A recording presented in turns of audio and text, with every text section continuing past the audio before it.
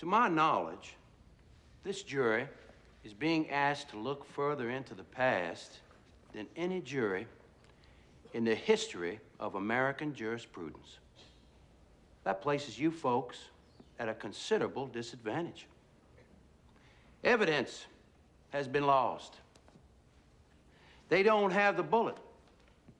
They don't have the spent cartridge case that was found in the gun.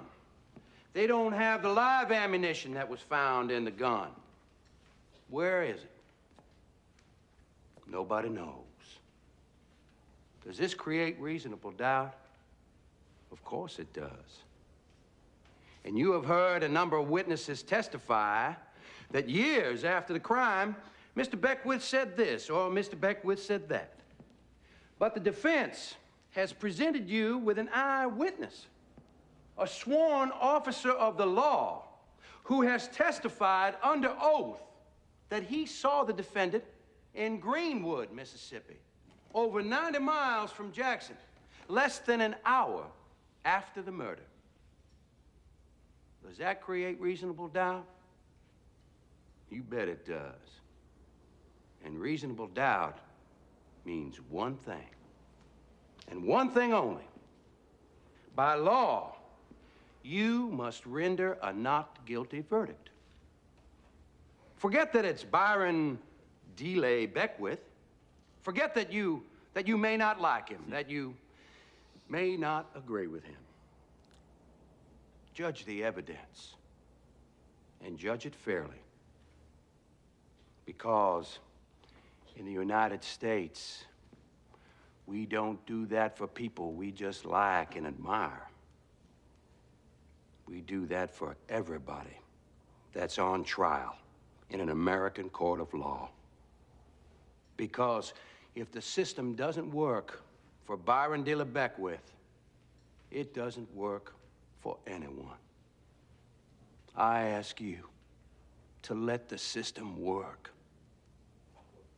And once and for all, find the defendant, Byron DeLay Beckwith, not guilty. Thank you.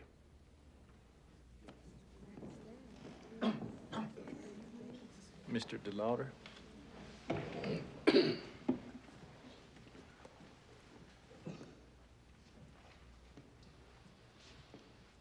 An unarmed man arrives home in the late hours of the night, home to his family, his wife, and 3 small children.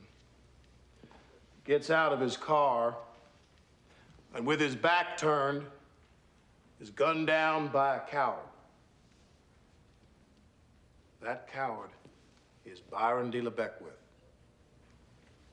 His gun, his scope, his fingerprint, his car, and lastly, but certainly not least, his mouth.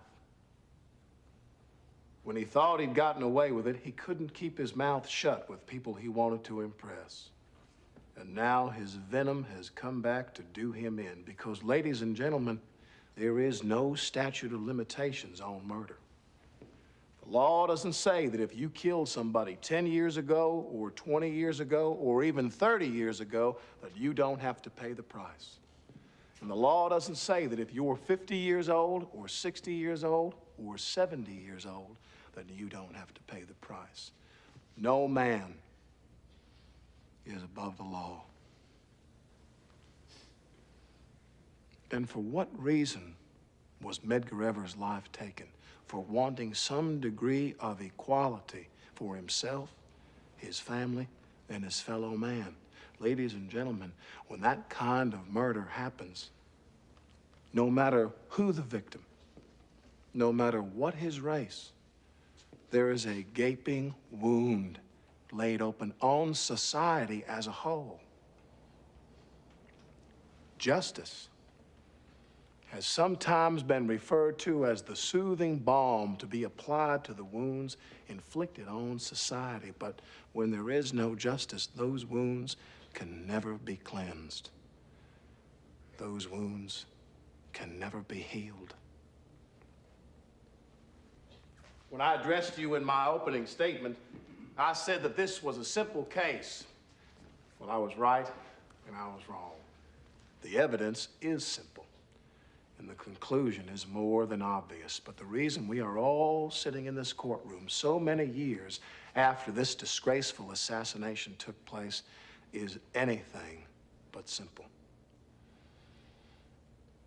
President John F. Kennedy, in his landmark civil rights speech to the nation, delivered on the very night Medgar Evers was murdered, said, "We face a moral crisis as a country and as a people. Those who do nothing are inviting shame as well as violence. Those who act boldly are recognizing right as well as reality." Today, 30 years later, on behalf of the state of Mississippi, I'm asking you 12 ladies and gentlemen to act boldly, to hold this defendant accountable and find him guilty simply because it is right, it is just, and Lord knows it is time. Is it ever too late to do the right thing? For the sake of justice and for the hope of us as a civilized society, I sincerely pray that it is not. Thank you.